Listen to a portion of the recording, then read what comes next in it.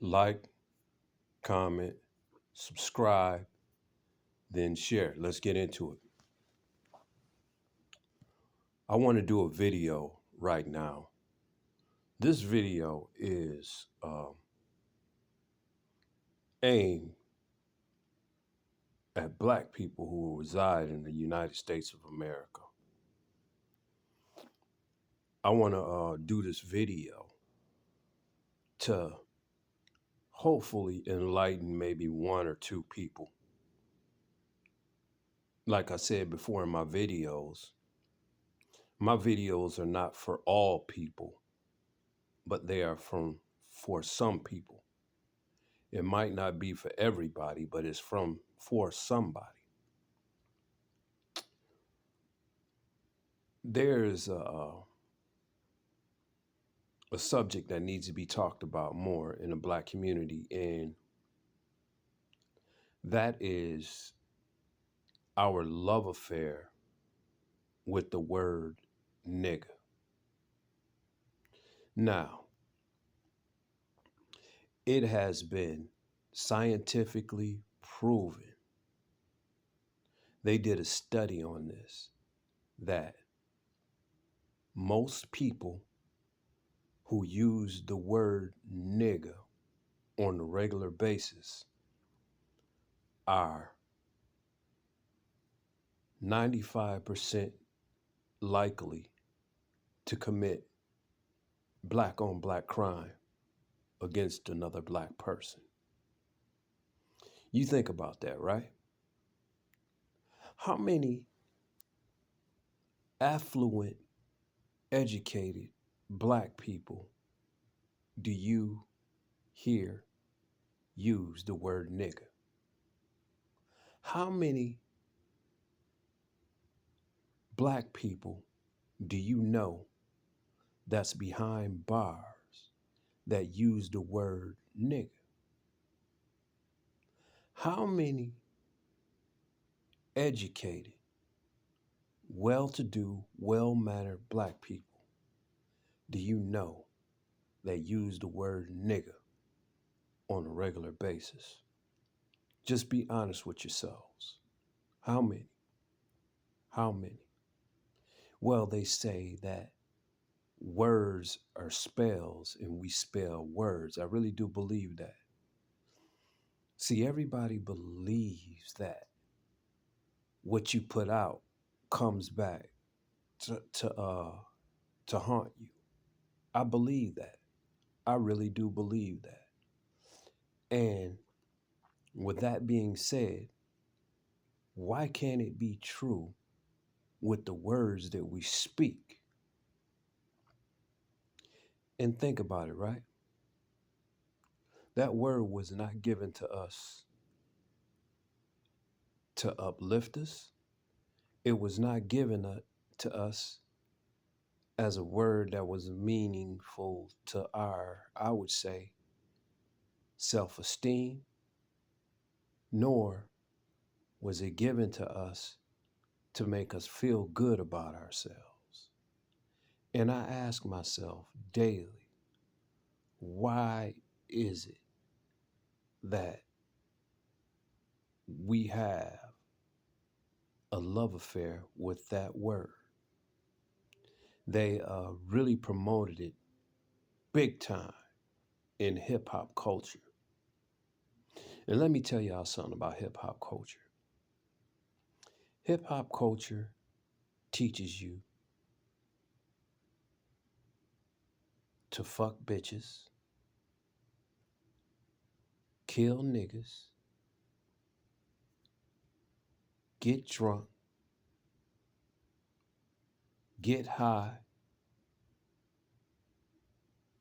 and eventually go to prison.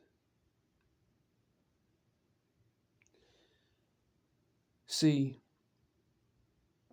when we go back to the 80s, I was around during this time and I was old enough to see what was going on.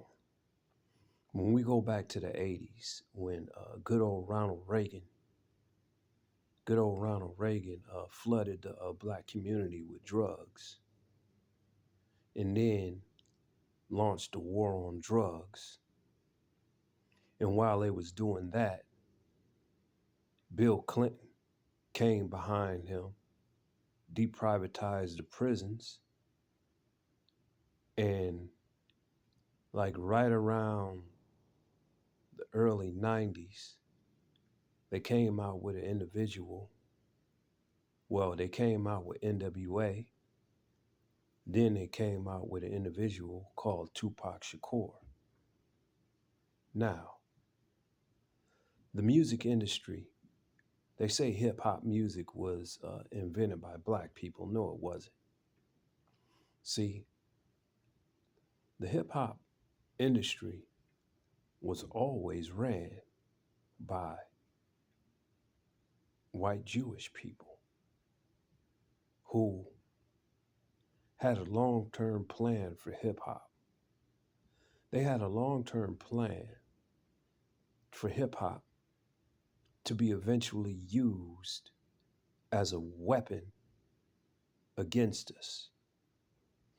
See, the higher ups in the musical industry in the 60s, they used music to induce free sex and to induce drug use. So they flipped the script. People like Aleister Crowley was the founder of really making rock and roll and putting hidden subliminal messages in music. But you had the man Jerry Heller. See, a lot of people don't really know Jerry Heller in his history. Jerry Heller had been around for decades before he discovered NWA. As a matter of fact, Jerry Heller was behind all the demonic rock music that was used to induce suicide and drug use amongst America's white youth. Then he switched over to hip hop. Hip hop culture is a huge catalyst in delivering the acceptance of the word nigga in the black community. Now, how many words do you know that are absolutely repulsive that people say they have two meanings? For example, the word asshole. There is no way that you can say the word asshole or call somebody that in a positive way. See, these dualistic meanings to these so-called words, there's only one meaning to that. How many times have you heard somebody lift somebody up by calling them a motherfucker? Huh? Or a bitch? See, they know that words carry energy and that words are basically a hidden force field. They know that. So they got most of us thinking that we can use the word nigga in a positive light. There is no way that you could use the word nigga positively. Now, I'm going to tell you how powerful words are. I want y'all to look up this Bible verse. Look up Matthew 12:36. Matthew 12:36 says that every idle word that a man speaketh, he shall give account for it in the day of judgment. Okay, if words are meant to be taken lightly. And if the negative words are meant to be changed, then why would Jesus himself say that every idle word that a man speaketh, he shall give account for in the day of judgment? Because words are powerful, can be dangerous, words can be uplifting, words can be helpful, but they also can be as equally destructive. I just want y'all to think about this.